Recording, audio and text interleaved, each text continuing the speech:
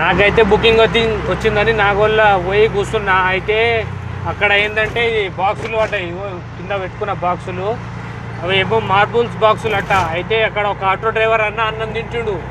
అన్న ఏమంటుండంటే, అన్న మీరు 500-600 రూపాయలు తీసుకోవే డ్రాపులు ఏందన్నా, ఇంత చిల్లరగా 200-300 తీసుకుపోతారు ఏందన్నా అని అడుగుతుండు.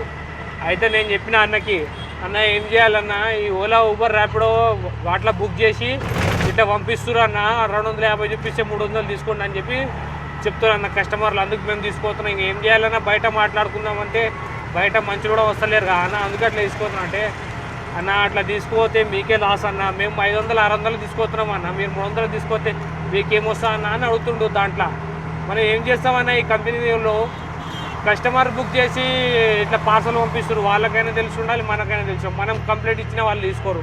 ఇక బయట ఏం చేద్దాం, బయట మాట్లాడుకొని పోదాం అంటే బయట పబ్లిక్ లేరు. ఏదో ఒకటి నడుపుతానే మనం ఒక 2000 చేసుకొని పోదామని మనం ఏదో ఒక బుకింగ్ తీసుకొని వెళ్ళిపోతూనే ఉంటాం. ఏం చేయాలి, వాళ్ళు అనుకుంటారు అరే 600 తీసుకుపోతున్నట్రా 300 తీసుకుపోతుర్రా వెళ్ళి పాపం అని వాళ్ళు అనుకుంటారు. మనకు దొరికింది మనం కొడుతున్నాం. మనం ఏం చేయాలి, వాళ్ళు ఏం చేయలేరు. కర్మ ఆటో డ్రైవర్ల కర్మ అన్న ఇది. ఈ డ్రాప్కి వాళ్ళు సంపాదించుకుంటారు, మనం లాస్ అవుతున్నాం. సంపాదించుకునేటోళ్ళు సంపాదించుకుంటారు, మొట్ట ఊడ్చిపోతున్నారు. ఈయన మా జీవితం ఆ కొడుకులకు మంచిగా సేఫ్ అయిపోతుందన్న. బయట ఇదే మార్బుల్స్లో వాళ్ళు వేరే బండి మాట్లాడుకొని పంపిస్తే 600-700 తీసుకుంటారంట. ఇప్పుడు నాకేమో 260 చూపిస్తే 300 తీసుకో అని చెప్తుండు. ఇక ఏం చేయాలని తీసుకొని పోతున్నాయి ఇక 300 రూపాయలకి.